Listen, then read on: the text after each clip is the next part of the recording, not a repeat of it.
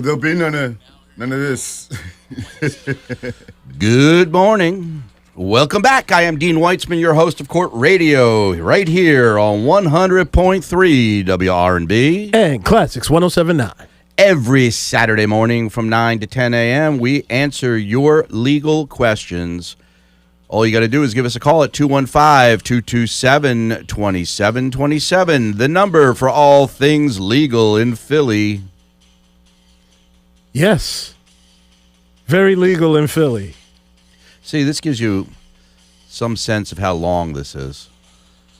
Yeah, but you got to wait for the explosion. The explosion is so important. See, I am the host, and the music should follow my rhythm. Whoa. You went to the bottom of the ocean on that one. That was kind of deep. Good one. We're getting set up here for a video link. Folks, if you have the wherewithal, you can open up the MyPhillyLawyer homepage, MyPhillyLawyer.com, and there will be a link at the top of the page, which will bring you right into our video bedroom here. Our world. Yes. It's a whole vibe up in here right now. It is, and it will be. And so, just surf over to MyPhillyLawyer, hit the link for the live YouTube feed, because every week, not only are we on radio, but we're live on video. And next week we'll be live. We will be. We actually have next week, thank you for that segue, we have a live show next week where we invite a studio audience to come participate with us. We're going to have a great show, actually. Yeah. I have two clients whose cases have wrapped up recently who will be here to discuss the ins and outs of litigation. Both their cases have resolved successfully, but they took different paths. And so one was a jury verdict. She went all the way.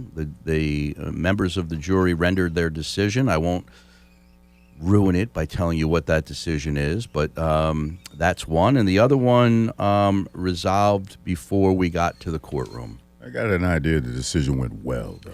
Well, yeah, maybe. It may be. But there's some twists and turns that led us to the end result, and these women will be here to discuss that and how MyPhillyLawyer helped them through that process. So we've got live guests, and then we have a live audience, and we're giving away prizes. Stuff. We got breakfast. We got all kinds of stuff going on next week. We may even have, I'm hoping, my fingers are crossed, that we have new shirts. To wear or give away? Both. You will cherish it. I will. You will. I like shirts. Yeah, shirts are good. You will cherish it. It's swag, man. It's swaggy. Well, yeah. This is something you guys are going to be fond of, I think. Really? Yeah. Swaggy swag. Yeah. Swaggy. Okay. Yeah. 215-227-2727. Folks, if you've been sitting on a legal issue all week that you need an answer to, it's probably always in your best interest to dial that number, 215-227-2727, the number for all things legal in my town. Philadelphia. Yeah. Now, what's going on in Philly today? We have the Kings protest. No kings. No kings. Yeah, no Kings protest. And for those who may not know what that is, although you're probably living under a rock, there are demonstrations brewing all over the country. All the major cities. And these demonstrations are to protest an administration that these folks believe is thinking they are the kings of America, that they get to decide what happens without any interference from any other branch of government. Any branch. Any branch. They're knocking out senators. We used to be... Well, senators are letting... That's a whole different thing. We used to be a country of checks and balances. That's the way America works. No one group of individuals had too much power. No branch of government. Yep. And three equal branches, right? Co-equal branches, yes. Not happening right now, so these folks believe, and they're going to make their voices heard today. In fact, the MLK Drive is shut down pretty much from Strawberry Mansion down to Eakins Oval. Eakins Oval. Yeah. So, beware, there are going to be diversions of traffic, and there's going to be a little bit of headaches. The governor and the district attorney have weighed in on this. Yes, they because have. We've had protests before that didn't go so well. Yes, we have. I was there. And they said they are going to have their finger on the pulse of this demonstration, and they will tolerate no violence, no hanky-panky from anyone. That includes, they said, the police or those who are policing. Because I say that because it may not be Philadelphia police, as the president has sent, National Guard. He's sent the National Guard and even the Marines into L.A. And so the DA, Larry Krasner, and the governor have said that they're going to keep their eye on everybody. Those protesting as well as those there to provide security. And if any one of those groups gets out of line and should engage in illegal behavior, they will be prosecuted to the full extent of the law. What do you think about that? You think that's, he's essentially threatened both parties. He said, look, you're entitled, you have a First Amendment right to free speech. And, speak away, do as you please, but do not fall into chaos, anarchy. Do not try to use this as an opportunity to loot or to engage in assaultive or criminal behavior. If you do, we're going to prosecute you. And that goes for both sides. The police have to show restraint and allow folks to engage in their First Amendment right. They do not have to allow them to engage in criminal behavior. This is the birthplace of this. Yes. Philadelphia, of democracy, of revolution, all of it. This is the epicenter for it. This is where it all began. That being said, and Tactic, you know this, I covered these protests and riots in the past, the George Floyds and all the others, and the issue these days is not so much the peaceful protesters. The issue are the infiltrators, the folks that come here with chaos in mind, the folks that come here and disrupt things. Your protest has been hijacked by one side's narrative and by infiltrators who come here dressed in black with backpacks and signals, and they only have one goal: to smash things, set things on fire. They don't care about your issue. They're not the police. They're not the protesters. They're this other group, and they're the ones that cause all the problems. And that's what has already happened. So that's what concerns me. That's why black folks are standing down. I can't speak for anybody else, but having done this, we know what we're looking at. And I would just suggest to all of you out there today, don't get played by this third group of people who will hijack your protest, and then the whole thing will be ruined, and your issue will get lost in all the chaotic narrative from the other side. Okay, there you go. That's it. So stay home. Stay home. Yeah. I'm dead serious. I mean, have a barbecue. Whatever. Come to the green, hit a golf ball. Hang with family. Father's Day tomorrow. Happy Father's Day, Dean. Happy Father's Day to both of you. Okay, thank you. Yeah, but stay away from Center City, y'all. All right. Well, we're going to see what happens. And the last thing on that is, if you want to protest in November. Mm-hmm. Protest with your votes. That's the best time to hear your voice. And then the other thing, Tactic, is the only thing that really matters, y'all, is sticking your hand in their pocket. That's really the only protest that matters. That's where your leverage is. That's your leverage. Elon Musk didn't leave because he was done. He left because he was worried about his company. That's right. Okay. Still worried about that company. Exactly. He should be. Yeah, that company is not what it used to be and may never be again. Yeah, well. You mess with the people. The people speak, man. The people speak through their pocketbooks, as you say. 215-227-2727. Let's take a caller. And if you like your answers, now's the time to call. All right, let's talk to Gene on line 2. Gene, welcome to Court Radio. Hi, How are you? I'm well, Morning, thanks. Gene. Good morning. What's going on? Good morning.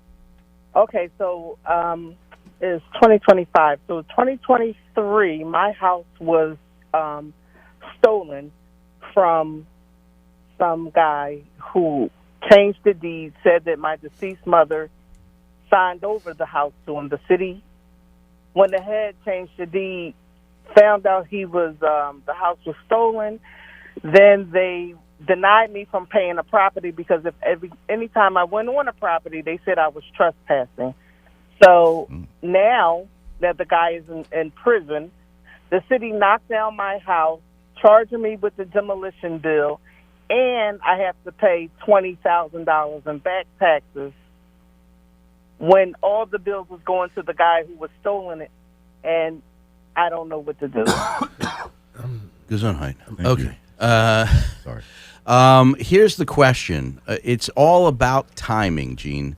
So, you didn't do a good enough job in explaining to me when Mom died, when the house became, are you the sole heir of Mom's estate? When did the house transfer from Mom to you? When were the taxes incurred? When did the demolition happen?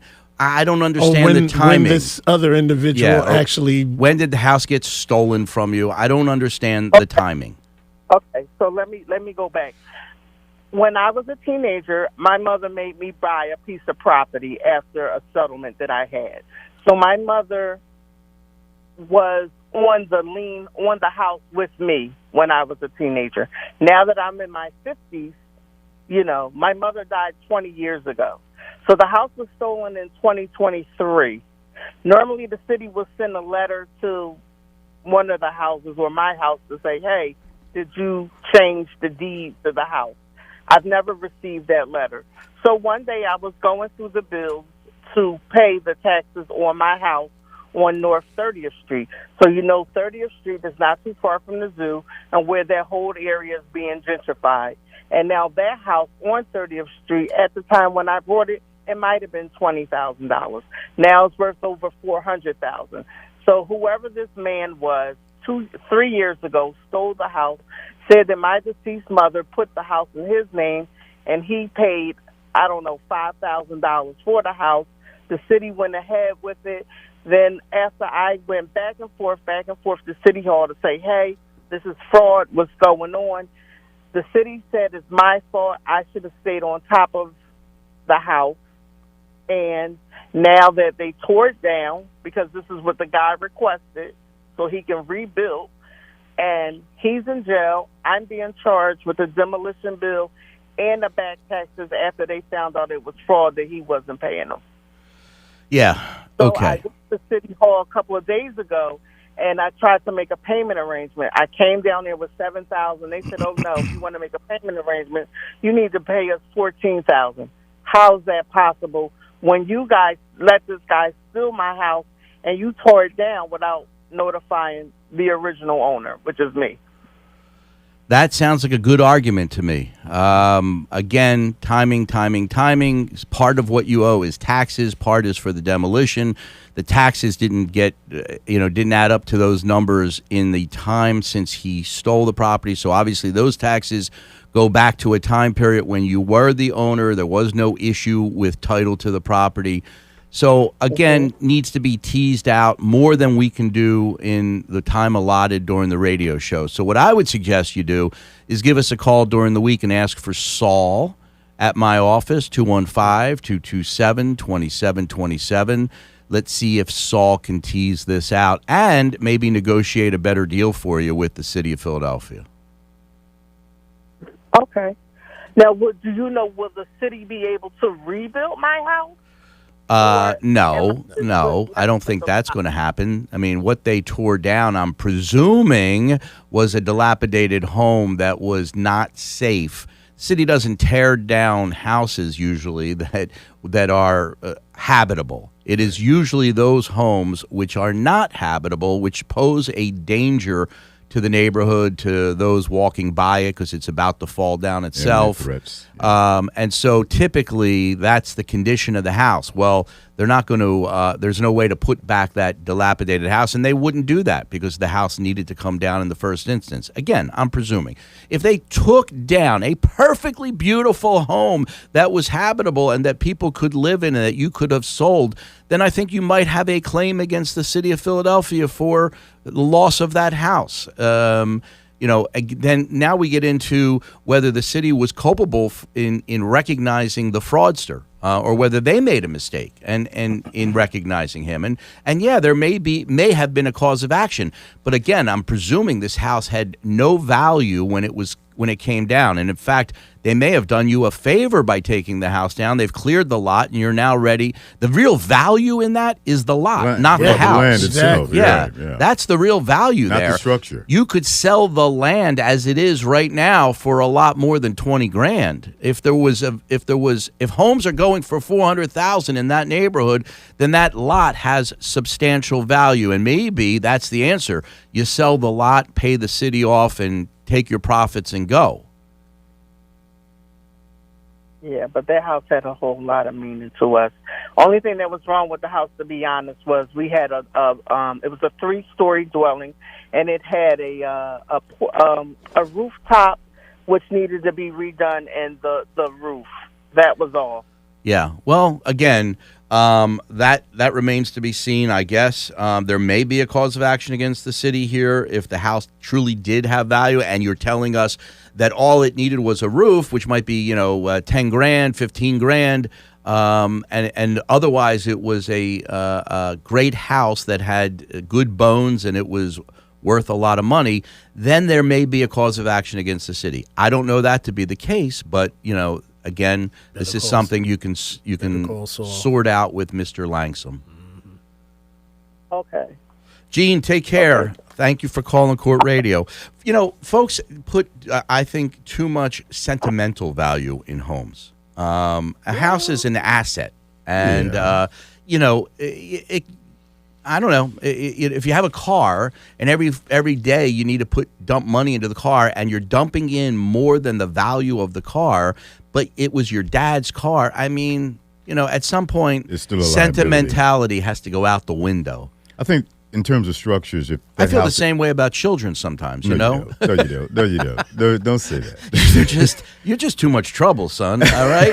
It's time for you to find another father. You say this before Father's Day? Happy Father's Day. What are you thinking about? There goes your present tomorrow, pal. He's in Texas. He won't hear this. He can stream. He's smart. He might be on. How does he might be on the website right now. Jackson's basketball tournament went. How did he do? Yeah, okay, that's a better question. Yeah, how did he do? The team, not so well. I mean, they won their first game. Okay. They lost their second game by a point. And they were blown out of their third game. So it just went from, good to better, or good to worse to really bad. Almost sounds like the NBA Finals. Almost. But Jackson showed some talent. Well, I didn't see it. I'm not a basketball player, right? I'm 5'7". I didn't know. But you like the sport. You follow the sport. I enjoy the sport, but I don't have that keen eye that somebody who's grown up playing basketball has. So I invited my friend Adrian Moody to come over. Adrian works with me, and he played ball in high school, and he played ball in college, and he and his friend were there, and they're like, ballers. And he said he saw a player in Jackson. Did he? Yeah, that's now, what Jackson he starts, said. Right? He does start. There's times he starts and times he doesn't. Guard? He sometimes, I would say, really like a forward maybe. Because of that age, small forward. Okay. Yeah. All right. Yeah. He's Jackson's 6 feet. It's not so small. I mean, he might be power forward. Yeah, and he's a big body. He's a big body. Okay. So he's under the basket, getting the rebounds and playing the defense. He lacks confidence. So So anyway, to make a long story short, I'm taking Jackson down to Martin Luther King High School on Monday to be coached by somebody down there who knows a lot more about ball than me. Okay. You know, that's what you do. When you don't know anything, go to an expert. That's why I keep telling people to come to MyPhillyLawyer, but that's a whole other story. No. That is the story. That is the story. That is the story. So Jackson's starting coaching with a coach down there who apparently played in the NBA and in the European League. Nice. Yeah. Okay, Jackson. Yeah. Jackson Weitzman. Yeah. And JW. So there you go. All right, where are we? We're at Sandy, line 1, which is similar to Gene on line 2. Sandy, welcome to Court Radio. Good morning, and happy Father's Day to you all. Thank you, Appreciate Sandy. you. Appreciate you. What? I've been watching this television, and I see this guy advertising protection against deed fraud. Now, evidently, he's been convicted of the crime at some point. He's an expert on how to do it. So he's selling his skill on TV. So has somebody stole your deed? Has somebody gone in? Now, only for houses that are paid for. That they go in, they change the title of the deed to their name. They go out and make 1,000 loans. Yeah, they remortgage it. Yeah. Find yourself in foreclosure, unbeknownst to you. What can we do about that? And sentimentally, I've been in my house 50 years. It's paid for. Yeah. And I tell a fella, take me out in the box. I'm not trying to move. So when they deed fraud, I'm like, what the heck is that? It's something new. And I look at this. I don't know if it's a felon or not, but he's on TV, or maybe an actor portraying him. Is somebody stealing your deed, your title? And I'm like, really? Can you do that? Is it legal? Well, So no, it's not legal, but yes, you can do it.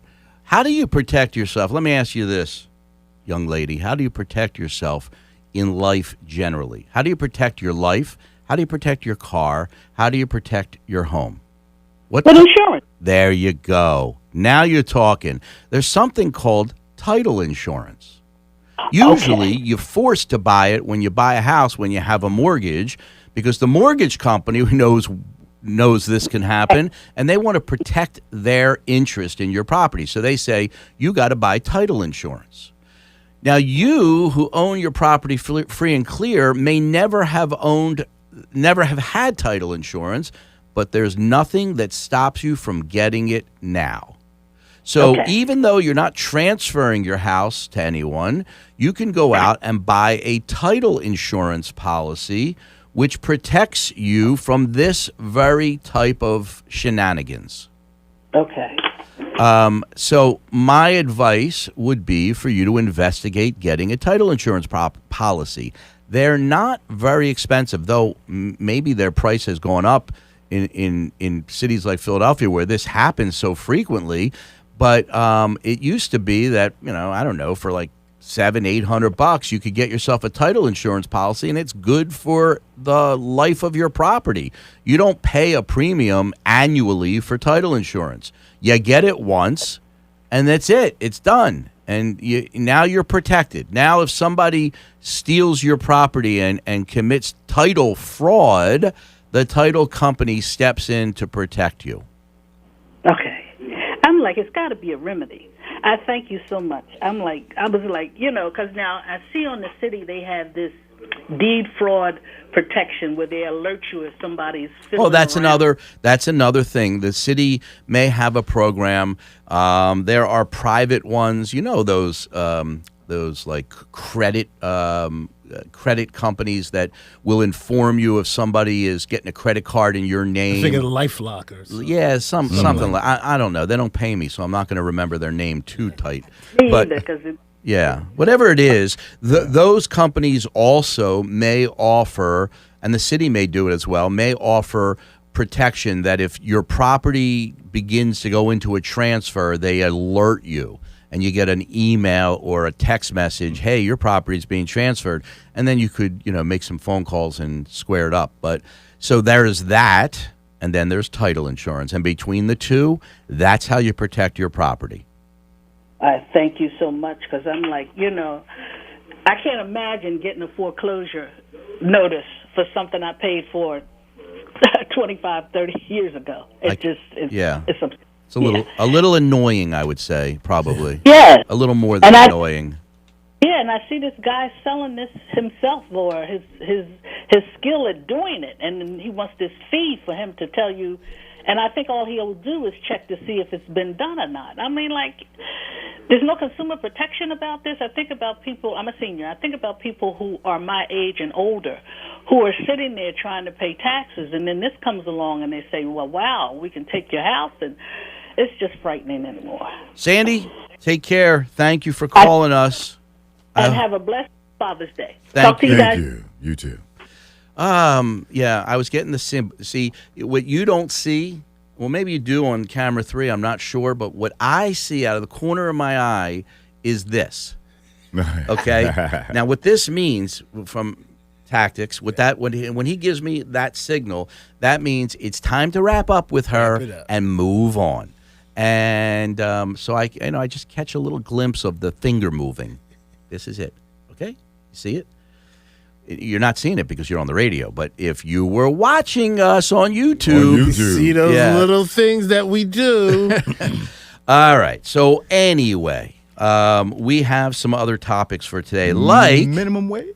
Minimum wage. They say minimum wage. I heard my friend Jordan Harris talking about this the other day on the appropriations. Yeah, on the TikTok or something. Right. What did he say? Pennsylvania would raise its minimum wage to $15 an hour in 20 of its counties and 12 in the rest under the bill the Democratic-controlled State House passed on Wednesday. It's a new approach for the chamber that is designed to win critical Republican support, and it comes after years of unsuccessful attempts to raise the minimum wage to $15 across the entire Commonwealth. Pennsylvania's minimum wage has been $7.25 since the federal minimum wage went up in 2009 and has stayed stagnant in every neighborhood in the state since then. Under the Pennsylvania House bill, the biggest county, Philadelphia, would see its minimum wage go up to $400 an hour. No, that's a joke. $15 an hour on January 1. The bill is headed to the Senate. Will it pass the Senate? This is the question. If you folks want it to pass the Senate, then you need to call your senators and say, if you don't vote in favor of the minimum wage, I'm going to fire you. Senate Democrat or Republican majority right now? Anybody remember? I think the Senate is Democratic majority. Democrat, right? No, the House is... The House is Democrat. The Senate is Republican. Yeah. Ouch. Well, they're trying to get the Republicans on board. Slightly Republican. Yeah. I think they're trying to get the Republicans on board by saying that we'll only raise it to $15 in certain counties, and I'm sure the $12 an hour is in Republican counties. That's just interesting. Why would they want their minimum wage to be less lower cost of living? Well, that would be the theory, but they represent the businesses, not the people. And you just answered your own question. Yeah, Republicans represent the business, and Democrats represent the people. And it's right there in black and white for you to see, obviously, right now. 215-227-2727. We'll be back in 2 minutes to answer your legal questions. It happens every day here. Okay, YouTube. We're still there on YouTube. Yeah. Right? All right, YouTube. What do we have? 4 YouTubers? Question, I just don't understand it. What type of lawyer do you need to use the police and the coroner? What type of lawyer do you need to use, not sue? Maybe, use. maybe that's what, okay, sue makes better sense, but they wrote use. Well, that's dyslexia, because USE is SUE. All right. Well, all right. Wow. That's a little crooked. Yeah. But all right. No, they flipped the letters. They flipped the letters. Yeah. Their fingers hit the wrong letters. No, their chat GPT. What lawyer do you need to sue the coroner? I don't know what kind of cause of action. Did the coroner kill someone? Or maybe... And the police, what did they do? Or maybe... Remember, misdiagnose. Yeah, here's what I'm going to say. The coroner and the police are entities of either the city of Philadelphia or the Commonwealth of Pennsylvania. As governmental entities, they have protections that other ordinary citizens do not have. They have immunity from lawsuits, except for certain delineated exceptions. For instance, a motor vehicle accident is an exception to the general grant of immunity. And so I would say it depends on what the cause of action is, what did they do, and can it fit into one of the exceptions to the general grant of immunity. If it can, you can sue them. The city has a cap of $500,000. The Commonwealth of Pennsylvania has a cap of $250,000. If their behavior, whatever they did, fits into one of the recognized exceptions, then you can sue them for the maximum amount that I said. If it doesn't, like let's say they were, I don't know, negligent supervision, that's not covered, and you wouldn't be able to sue them. Hope that answers your question. Keep on watching.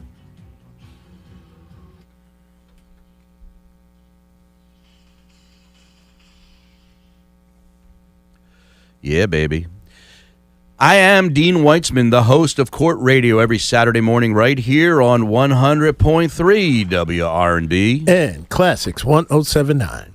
There you go. Legal's out of the way, folks. If you're watching, you know that we're broadcasting live on YouTube.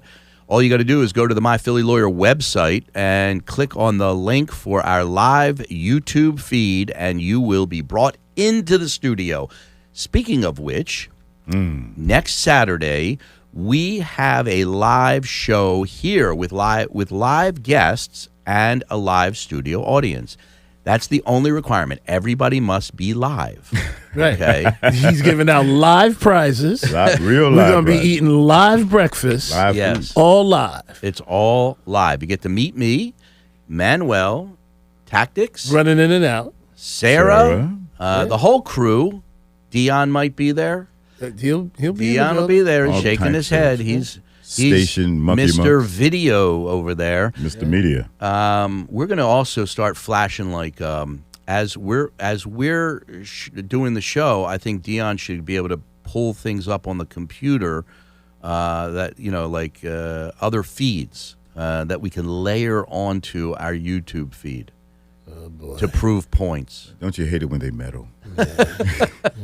Okay, get back to next week live. If you'd like to attend, we're about 3/4 of the way.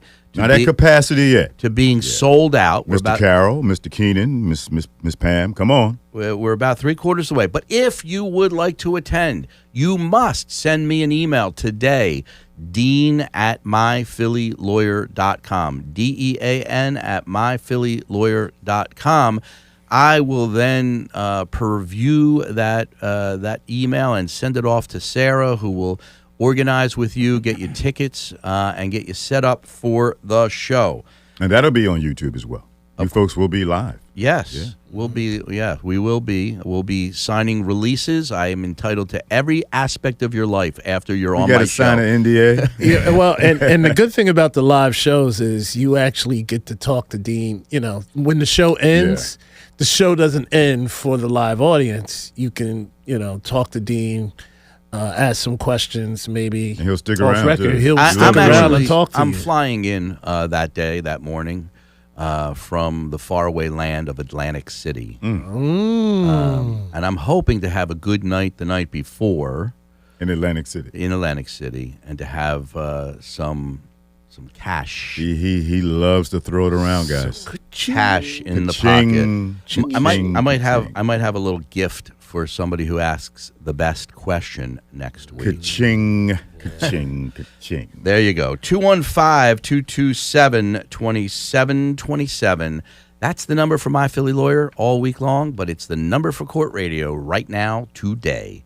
Let's talk to Vicky on line 1. Vicky. Oh, Vicky. Hello. Good morning. Good morning, dear. How are you? I'm good. I'm talking to y'all, so y'all gonna help me. Yes, All right. ma'am. Do our best. you helped me before, and I ain't got a problem calling y'all. All Get up right. early Saturday morning. All right. Go ahead. Okay. What is the question? The question is: back in December, I bought a vehicle for $5,300 from Noah on Robinson Avenue. Okay, the car worked for about 2 weeks. I took the car back. He accepted the car back. He gave me a 2013 Equinox. back in January. Do you know I have not ridden this car 1 month straight because I have to keep taking it back to him, and he keeps it. The man even stole my AAA battery out of my vehicle when I went to go get the car one time. Like, who steals batteries out of people's cars? Really? Okay. Really? They do that? Manny Mo and So Shiesty. I want to know what can I do to recover my money for this man to make me whole. Well, okay. You don't have, what I'll tell you is you do not have access to the lemon law, right? The lemon law doesn't apply to used cars, certainly not 2013s that are now a decade or more old. But you do or may have a claim under the Unfair Practices Act. There may be some fraud going on. There may be a contract or a warranty, I should say, that was provided to you by the dealer. Maybe, maybe not. Sometimes cars like that are sold as is, right? You get it the way it is. And I would always encourage folks, if you're going to buy a car like that, that you go up there with somebody who's a mechanic who knows about cars so that they can investigate it for you. Or demand some type of warranty, at least Right. maybe a 30-day. So, if you think that they hid things that, and again, you have the opportunity to have the vehicle examined and it's usually buy as is. But if there was some fraud that was occurring, there's a possibility of bringing a claim. And because you only spent $5,300, you could bring a claim in small claims court. You can make your allegation that there was fraud. You can bring your claim. And here's the thing. When you're suing a corporation, that corporation must come to small claims court with counsel. And that's a good thing because they have to lawyer up. And that's going to cost them money. And maybe rather than spend the money for a lawyer, because, it's sort of like people's court. The judges are going to listen to your story. They may side with you. So they may lose and they may have to pay for a lawyer. You might get them to reimburse you some or all of your money or put you into a different car. It's easy. You go down to municipal court. You just bring the name of the parties. You bring your contract, and the court staff will help you get your paperwork right, and you file it. It's not that expensive. I don't know what it's up to now. Maybe it's $100, maybe 100 and some. And you file your paperwork, and you have a court date. And then the court will officially notify the defendant, the at-fault, the wrongdoer, and the court will notify the defendant, and they'll have to lawyer up. And maybe you're going to get a phone call from somebody saying, "What can we do to put this right?" And that's how you do it. You got to bring them. Because just asking them to do the right thing, they're never going to do the right thing. No. But All if right. I go up there and tear one of them cars up, Yeah, then I'm wrong, right? Yeah. Don't be tagging any cars. Don't be. No, I know. You know Philly, and you got your Philly going right now. But I'm going to suggest. I'm going to suggest that you follow my directions. Okay, so I'm going to go to municipal court, Yep. file the paperwork, Yep. and they will have to notify those people. Right. And they will have to bring a lawyer, but I can file, because, Philly in the house, yes. There you That's go. right. There you go. And you may, there's unfair trade practices and consumer protection. Unfair. Trade practices and consumer protection. Start throwing some of those words around. Maybe you'll get somebody's attention. Yeah. And consumer protection. Mhm. Yeah. There you Yeah, go. because they straight scams, man. Okay. Well, you know what? Let me stop telling lies. I'm calling for my sister because she act like she could take that loss. No.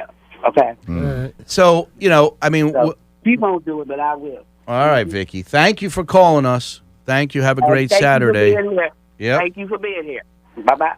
So there's all kinds of implied warranties, even though they're not expressly stated. Like if they advertise a car and say, fantastic car for transportation or whatever, you got to look at how they advertised it. how But they you could worded it. use their own words against them. Well, like, let's say a car, it says clean, no problems. Yeah. Okay. That's, and then you drive it off the lot and it breaks. and then it breaks down. Yeah. You're like, wait a minute. Yes.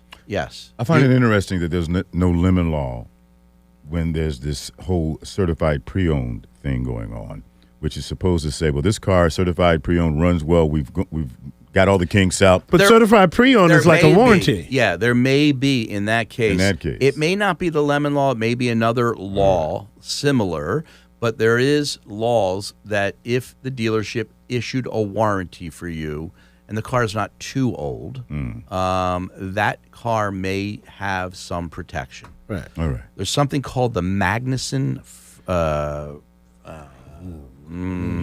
Get digging back into his legal Latin days. Yeah. What is that? He's got caught on video. Yeah, they're watching, Dean. Yeah. They're looking at you. It's the Magnuson-Moss Warranty Act. The Magnuson-Moss Warranty Act. Where'd you pull that one from, Dean? We got to give him applause for that one right there. From legal aid.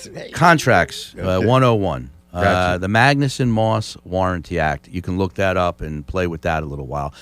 All right. Anyway, we're done with used cars. 215-227-2727. If you're out there and we got about 17 minutes left for you to get your question answered, you better call. Sarah's sitting there at the keys waiting to answer your call.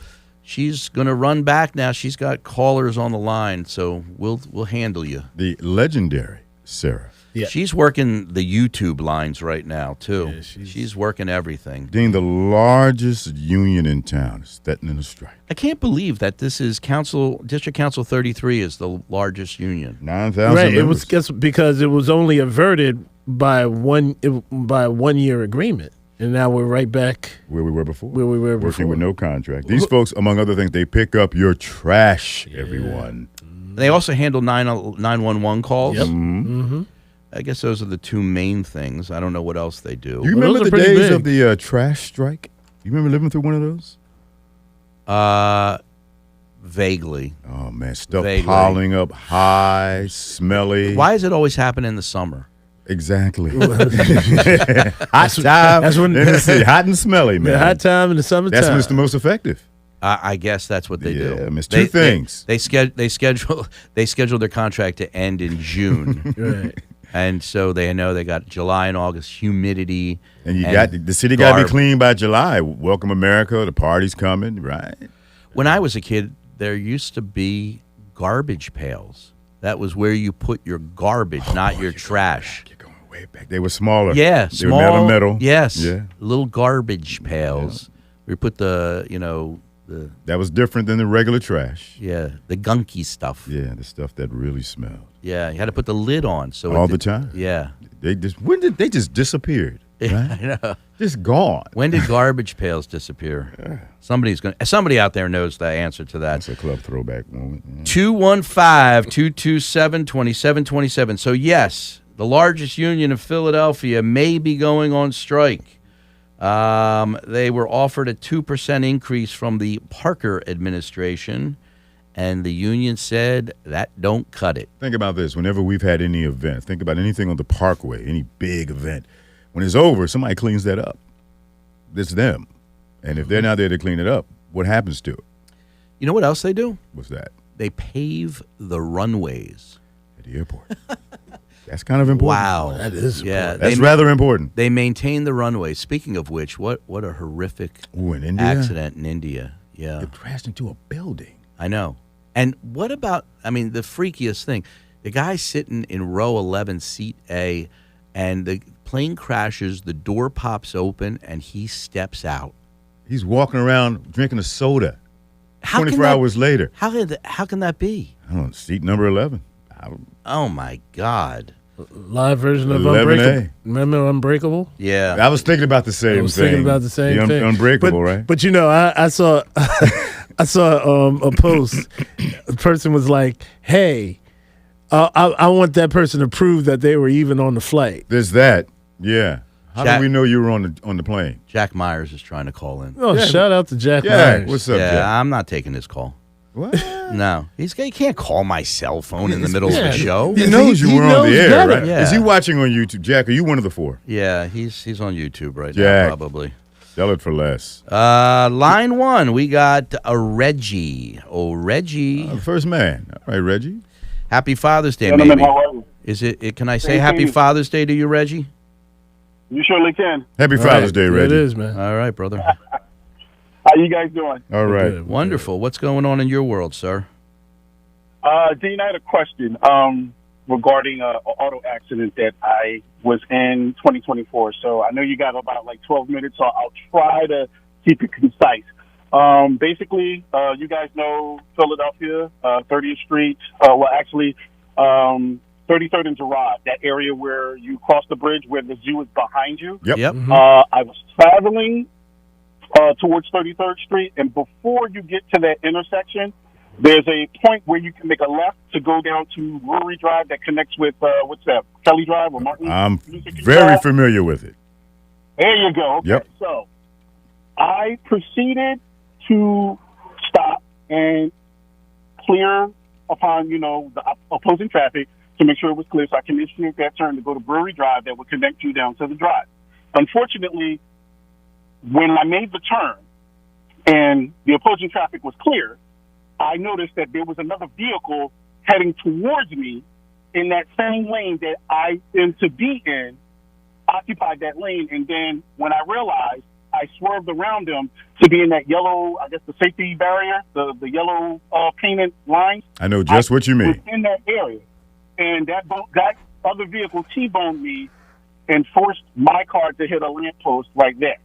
So my daughter, who's with me, so the good news is, thank goodness, my daughter being a passenger, me being a driver, we were all able to walk away, no broken bones, stuff like that. So that's fine. So basically, the guy who T-boned me gets out the car. Oh, are you all right? And then he flips on me. Oh, I'm going to F you up, blah, blah, blah. I just dropped off my daughter, blah, blah, blah. So to make a long story short, guys, he presented me with what looked like to be documented insurance, and he had no license. At least he said he didn't have it on him. So he filed a claim with my insurance, which I had limited liability, but no comprehension, no collision. When I called that so-called insurance that he said that he gave me in a document, they had no information of the driver. They had a different name, and apparently the VIN number was not on file with that insurance company. It was called Bristol Insurance. So later, he files a police report that same day where the cops were able to just document his address, which happened to be 25th in Colorado, that's North Philly, and a 302 cell phone number. But that's all the report says, along with his rendering that it was my fault. So, of course, my insurance is ready to pay him out. And I said, but he hit me. Okay, he was in the wrong position, the wrong lane, wrong direction. Well, basically, we went on the same statement that you said and what the other driver said, and All right, so let me jump in here for a second. Okay, so there's a couple things going on here, Reg. Number one is who's at fault for the accident. Number two is what do you do about somebody who has no insurance? So let's tackle the second one first. No insurance. No insurance. It sounds like he's got a fraudulent insurance policy, a bad card. It happens all the time. It's Philly. You got to come to expect that, unfortunately. And there's only one way to protect yourself in those circumstances, and that's to have all the coverage you need, which is underinsured and uninsured motorists. Right. So if you had a bodily injury and he had no insurance, your uninsured motorist and underinsured motorist would pay you as if you were, as if they were his insurance company. So this week, I had a client who was hit by somebody. They had the person who hit him did have insurance, but they only had $15,000. Her case was worth a lot more than that, and she luckily had $100,000 in underinsured and uninsured motorists. She also owned 3 vehicles, and she had something called stacking. And so I had $300,000 that I was able to collect for her from her insurance company, in addition to the $15,000 I collected from the at-fault driver. If you're looking to repair your car but you don't have bodily injuries, then you need to have collision coverage. If you don't have that coverage and the person who hit you doesn't have a legit policy, then you're pretty much SOL. You know, I mean, I could tell you could sue that person, but you're never going to collect a nickel, and it's going to be a big waste of your time. As for who's at fault in a left turn case, it's almost always the left turning vehicle. Ouch. Almost always the left turn. So as soon as you say, I'm making a left turn, you get it in the mind of the insurance company that you're at fault. Now, you described some nuances to that, which may give you some ability to get out from the general you're at fault if you're making a left and get into an accident. Because every left-turning vehicle that gets T-boned is at fault. And now, sometimes there's a left-turn arrow, and that vehicle is entitled to make a left turn, and the other car came through a red light. Sometimes the left-turning vehicle sits in the middle of the intersection until the light goes completely red for opposing traffic and then makes their left turn, and that car may not be at fault. I'm not saying it's always, but generally speaking, left-turning vehicles have the majority of the responsibility. But in this case, it doesn't seem like it hurt you too badly because I don't think you were going to make a recovery anyway if this guy's got a fraudulent policy. Unfortunately, we're up against the break. We're going to take it. Reggie, thanks for calling. I'll talk to you soon. Have a great Saturday. Thank you. Yep. Ow! We blew past the break. I'm so sorry. We have something on YouTube. I knew that intersection. You were pondering something over there. Is there anything on YouTube? Oh, no. I was pondering which call you were on. Wait, before? Yes, before. Because you kind of threw me off because you didn't go, we're coming back. Yes. You just kind of. I know. Oh, that one was kind of like a fun question. Yeah, you have so a person wants to know. Person wants to know. So the person is getting oil change, tire rotation, and they're paying a state inspection, all for under $150 in a Kia. What would that cost on a Bentley? Oil change, tire rotation, state inspection. I just had that done. Everything but the state inspection. Okay. The state inspection is all the same. I was shocked. Okay, I was shocked. Okay. It was somewhere around $3,000. What? $3,000 for the oil change and the tire rotation, or did they find something else? No, it was like a 2-year thorough inspection where they changed and they topped off all the fluids. Oh. They changed the That oil. makes sense. I don't know. It makes sense to you. It doesn't make sense to me. For $3,000. I'll say it does because I have a 2016 Nissan Rogue, and I just did all that for $1,000, and I went to the dealership. So if my little thing is $1,000, that There you makes go. sense. At a Bentley, Yeah, would be it $3,000. was more than 3, but I'm embarrassed to say. I mean, Oh. no, So it was I mean, no, it was like $3,500 or so. It was like $3,500. Yeah, so there you go. It's not cheap to own a Bentley. The Bentley though was like $400,000 new. Well, it's the labor cost, right? It's No, labor, it's yeah, parts. An oil filter coming from England is probably Now, $100, especially with the maybe tariffs several now. $100. Yeah. Ooh. We're back I can on do this one. the radio, folks. All right? Thanks for your listening Hey, and your folks. watching. It's been fun. Need more legal answers? Here's more Court Radio with your host, Dean Weitzman.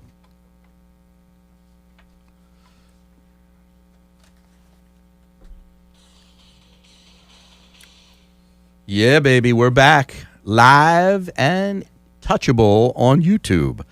Go to MyPhillyLawyer's website, click on the link for our YouTube live feed, and you're here in the studio. And we've been answering during our radio breaks. We've been answering YouTube questions, so we're bouncing back and forth. We're live the whole time. I do have a call. I'm sorry.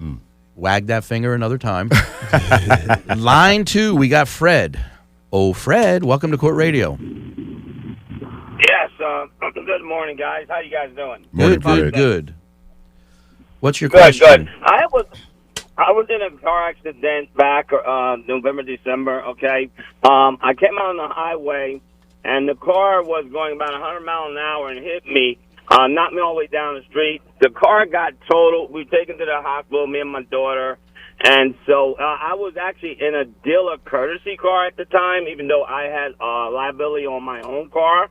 Now, I want to know, because I'm getting all these letters in the mail, can I sue the person? Because I'm getting a lot of letters from attorneys talking about go after the person and sue the person. And that was back November, December, and we're now in July. Okay. That's the first question. All right. So the answer to your question is, of course you can. You have a 2-year statute of limitations.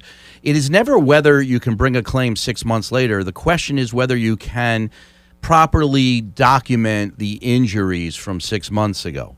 Because what you do is when you delay retaining an attorney and presenting a claim and perhaps treating for your injuries, you give the other side an opportunity to say, oh, that's not from the accident. Because if it was from the accident, he would have treated, he would have gone to the doctor. People who are sick or injured, they know what to do. And if he didn't do that, then this must be something that just came up. He's trying to blame on that accident. So you got to now you have to overcome that prejudice in the claims offices of the world. But legally speaking, you absolutely have a right for up to 2 years to bring a claim for any injuries that you sustained as a result of the negligence of another person.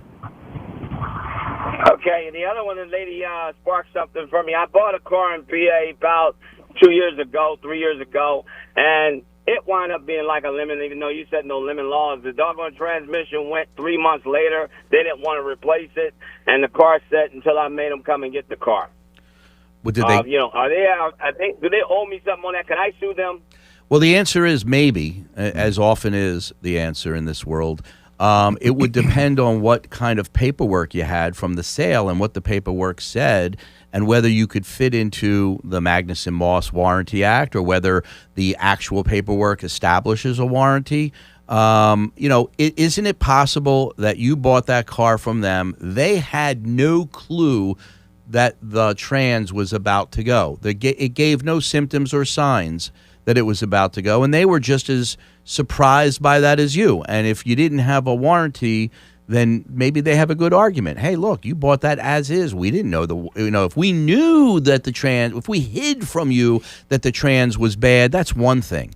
But oftentimes it's just bad luck. So the answer is maybe, but I'm not confident. I am more confident that you have a good auto accident, and that perhaps you should give us a call during the week at 215-227-2727 so we can investigate that claim for you. And if it's a valid claim, we would undertake representation and wouldn't even get paid until you get paid. How's that sound? Well, I definitely got to call you on that, because two of the gentlemen got out the car and ran into the woods. The one guy he had walked back up the highway to the cops about 20 minutes later. All right. Well, that sounds like it's an interesting case and one that I'd be interested in looking into. All right. Thank you. Thank you, Fred. Thanks, Fred. Folks, we're just about out of time. I'm getting this. I'm getting a wagging finger. You're not getting this? No. At the end of the show, you get this. You get that? Okay. Jack Myers is watching on YouTube. Everybody say hello to Jack. Hey, Jack. Hey, Jack, what up? All right, there you go. Folks, we'll be back next Saturday live. And if you want to go, send me an email today, Dean@MyPhillyLawyer, and I'll promise you I'll get you in the show and escorted down here for free breakfast and possibly gifts. See you then.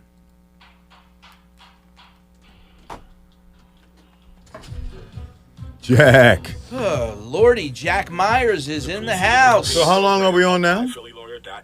We wrap up pretty quick. You know what he said? What he Jack said? said, pick up, bitch. That sounds like Jack. That's definitely Jack. He's calling. He's calling. Now I can take your call. Yeah, What's up, Jack? You know better. Come on, man. This is